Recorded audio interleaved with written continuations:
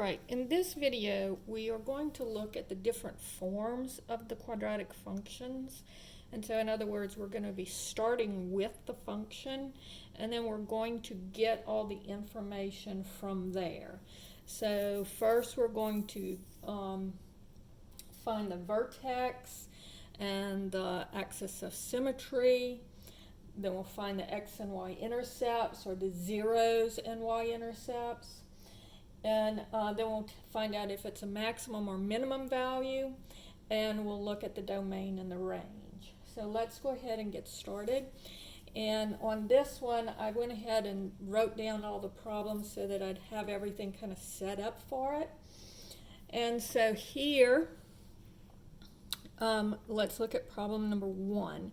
Now this is written in the standard form of the quadratic function. So the standard form is a times x minus h squared plus k. Alright, and so we know that the vertex is going to be just how it's shifted, and this number here is going to tell us the stretch and whether or not it's reflected. Alright, so let's start. In the way that you always want to start these is by finding the vertex, because the vertex tells you everything else. So notice on this one I have x plus 3. So this is a shift in the x direction. And remember, if x plus 3 equals 0, then x equals negative 3. So the x is always the opposite sign. So this is going to be over negative 3. So my vertex, the x-coordinate is going to be negative 3. And then my y-coordinate will be up 4. So this would be, to the left, 3. And this one would be up 4. So I'm going to go to the left 3, 1, 2, 3, and up 4, 1, 2, 3, 4. And I'm sorry, I kind of put it in the wrong place. Okay, but here's my vertex, and its coordinate is negative 3, 4. All right. Now, looking at my, and then also from this, I can tell what my axis of symmetry is. So let's do that next. And my axis of symmetry is always this vertical line here. And in this case, it would be x is equal to negative 3. All right. Then I've got to find my x-intercepts, or zeros.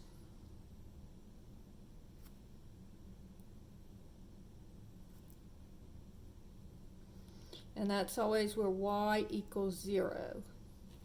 So finding my x-intercepts, letting y equal 0, I get 0 is equal to negative of x plus 3 squared plus 4. And so now bringing the x plus 3 squared to the other side, changes sides, changes signs. I'm just adding this whole quantity to the other side. And I'm doing that because this is the one that's negative. All right. Then I'll take the square root of both sides. Don't forget plus or minus. So I get x plus 3 equals plus or minus 2. Then subtract the 3 from both sides. Negative 3 plus or minus 2. All right. So that tells me that if I let x equal negative 3 minus 2 would be negative 5. And negative 3 plus 2 would be negative 1. So I'll have 2 points where the y is 0. So it would be negative 5, 0, and negative 1, 0. So one would be here, negative 1, and then negative 1, 2, 3, 4, 5. Now, notice something about this axis of symmetry, because it does help you to check things. Notice here my x-intercepts, this one is 2 over from my axis of symmetry, and this one is 2 over in the other direction from the axis of symmetry. And that's what it means to be symmetric. It means that it's going to be the same distance on this side as it is on that side from this axis of symmetry. All right, so now I know my x-intercepts. Now let's find my y-intercept. Now my y-intercept, I just let x equal 0. All right, and so if I let x equal 0, I'll have y is equal to the negative of 0 plus 3 squared plus 4. Now, I want to show you how to do this on your calculator because you have to be careful with your negatives. So you're going to go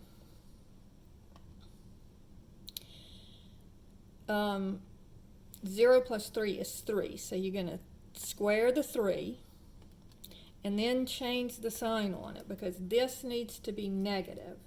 So this is negative 9 plus 4.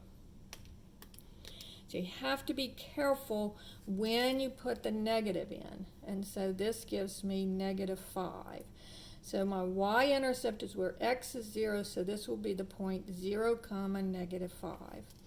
So coming here, 1, 2, 3, 4, 5. Negative 5. And it'll hit my y-axis here. Now, notice that this is 3 over from the axis of symmetry. So if I go same y location, but if I go 3 over in the other direction, that will give me another point that I can now look at and see, oh yeah, I can draw this fairly easily.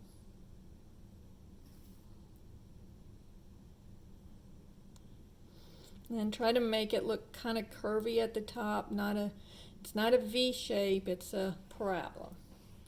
And this point here, 1, 2, 3, 4. And over 1, 2, 3. So this is negative 3. All right. Now, looking at this graph, the next thing I want to do is I want to know, is this a maximum value or a minimum value? Well, notice this is the top of my graph. So when it's the top of the graph, then it's a maximum. And my maximum value that I reach is where the y is 4. See, the y coordinate is 4. Then my domain and the range. Domain is always going to be all real numbers for parabolas. And the range, unless it's a word problem and there's something that makes it so that it's not like that. But just for regular graphs, it'll always be all real numbers. Now notice my range, or my range is from bottom to top. And so it starts down at negative infinity and it goes up to the maximum value of 4. And that point is included because that is my vertex. So remember, domain, left to right, range, bottom to top. And so since the arrows are going left and right, then that means that the domain is all real numbers. For this one, because the range is bottom to top, not top to bottom, but bottom to top, you always start with negative infinity and go to 4, the top part of the graph. And so this value here for your maximum value and this value here for your range are always going to be the same. All right, let's look at the second problem. And it's very similar, except for, and notice this one too, this negative, this A tells you that because this is negative, we know that it's reflected. Instead of being a right side up parabola, it turns out to be an upside down parabola. Now this one is going to be a right side up parabola, and it's going to be stretched, so it'll be skinnier looking or go up faster. All right, and so again, let's just find my vertex. So notice on these, it's pretty easy to tell the vertex, because if I let x minus 2 equals 0, get x is equal to 2. So it's going to be shifted to the right 2. And this one will go down 9. Not 9, 8. So my vertex is going to be 2, negative 8. And it's real easy to see. It's always the opposite sign of this, and then the same sign as this, so 2, -8. So let's go ahead and draw that over 2, down 8, 1, 2, 3, 4, 5, 6, 7, 8. So that's -8, and my vertex will be here. And then notice that it's going to go up, all right? So now I also know my axis of symmetry. My axis of symmetry, because this is the point 2, -8, my axis of symmetry will be x is equal to 2.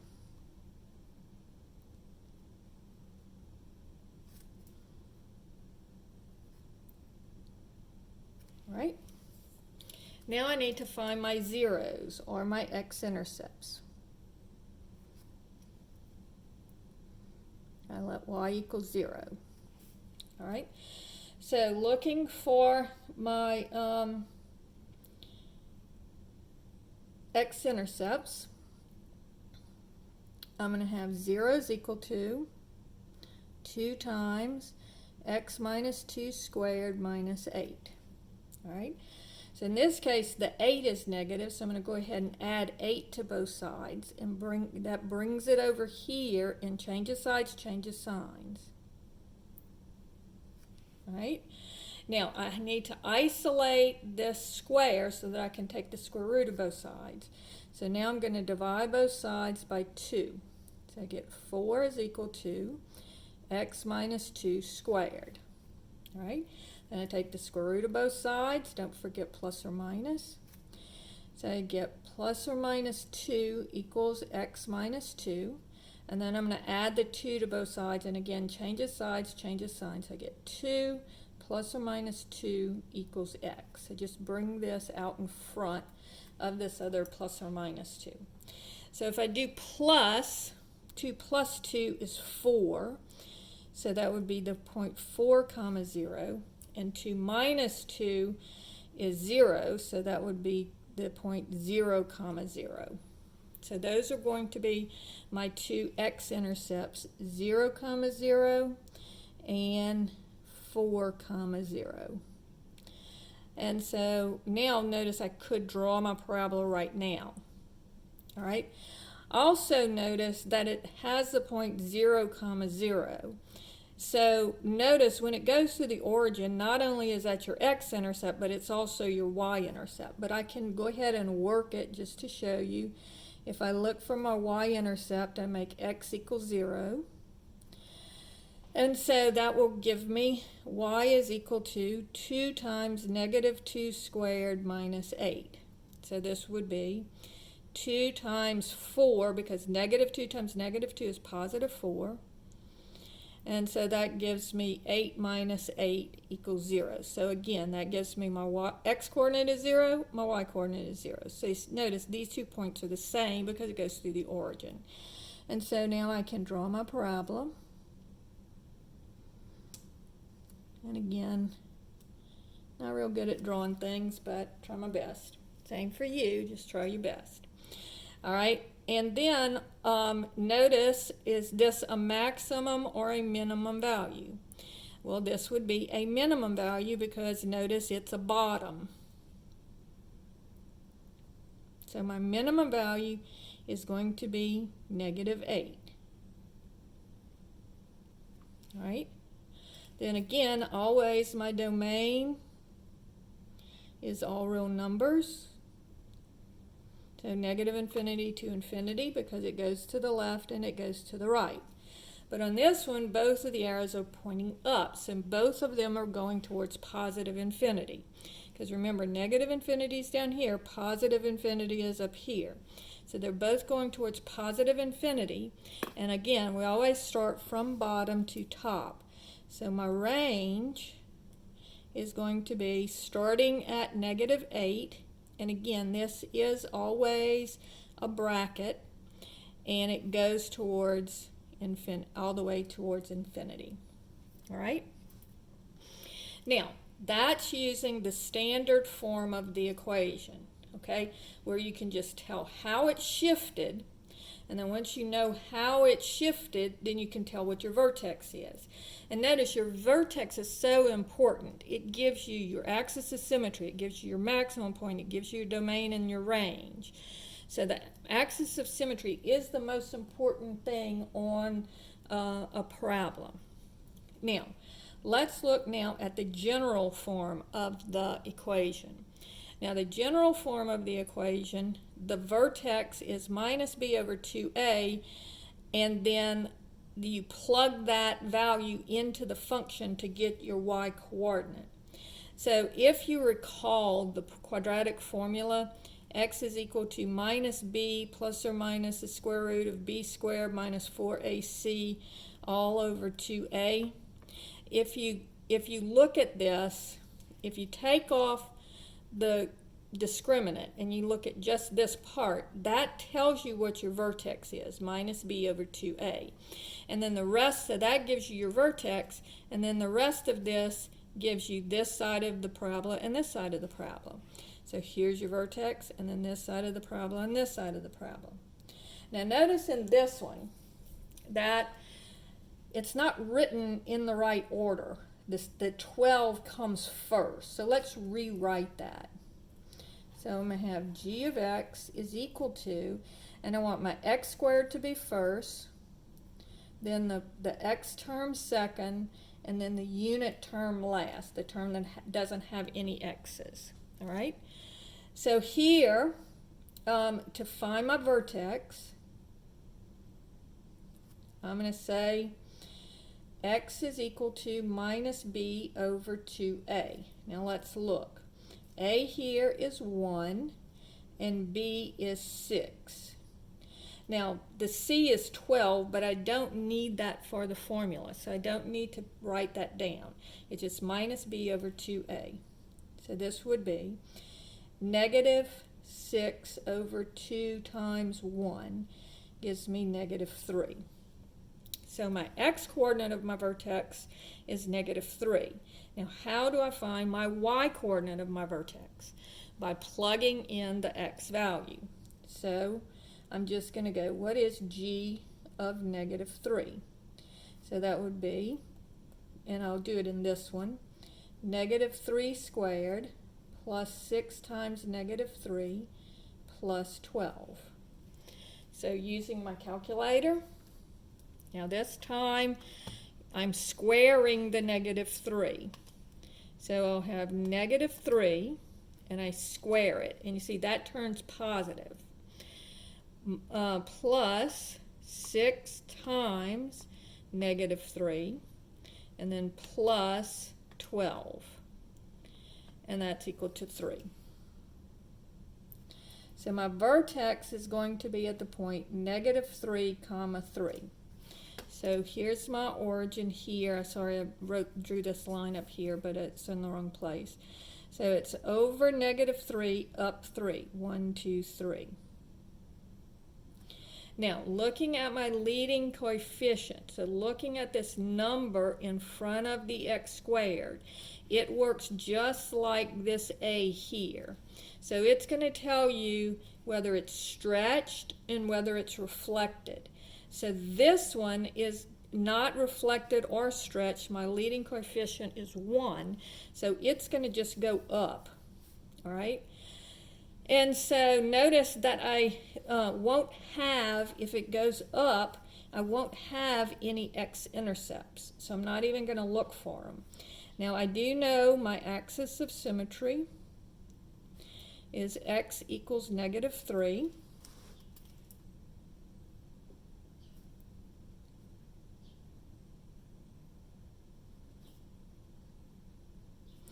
All right, and I don't have any x-intercepts because I know it's going up, so it's not going to hit the x-axis. That's why when you're doing this, you want to kind of look at it and tell what's happening, so you don't spend time finding x-intercepts when there are none. So here, no x-intercepts. My y-intercept will be where x equals 0. So that would give me, and then going again back to this equation, y is equal to 0 squared plus 6 times 0 plus 12. So that gives me the point. This is 0, 0, 12. So it gives me 12. So this is where x is 0, y is 12. So 1, 2, 3, 4, 5, 6, 7, 8, 9, 10, 11, 12 would be right here. And then notice that it's 3 over, so just to kind of guide me, I'm going to go over the other way 3. 1, 2, 3 to give me another point. So over this way 1, 2, 3, so over this way 1, 2, 3. And so my parabola is going to look like this. Now, again, looking for max and min and domain and range. And on this one we'll also look at increasing and decreasing just in case that's a question. So notice this is the point -3, 3. That's my vertex right here. So looking at my whether it's a max or a min, this one is a bottom, right? Because it's a valley here, so I'm reaching the bottom of my valley. So this would be a minimum value at x is equal to, and this y coordinate is 3. All right? And then my domain, just as always, it goes to the left, it goes to the right, so it's all real numbers from -infinity to infinity.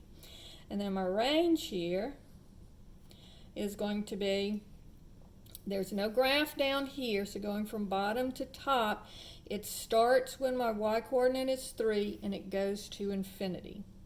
And again, these will always be a bracket on the number, but always a parenthesis on the infinity. Now let's look at increasing and decreasing just to remember what those look like. So where is it increasing and where is it decreasing? So here it is decreasing. Going from left to right, it's decreasing. And remember, we always go to our x-axis. -infinity is over here, infinity is over here, and I'm always going left to right. So it's decreasing till I get to the vertex at -3. So from -infinity to -3, and remember these are always parentheses. And then it's increasing from -3 to infinity because it's going up here. All right, I am going to go ahead and stop the video because my phone only takes videos that are so long. So I'm going to just go ahead and start a new video on the next problem instead of it cutting through to the end.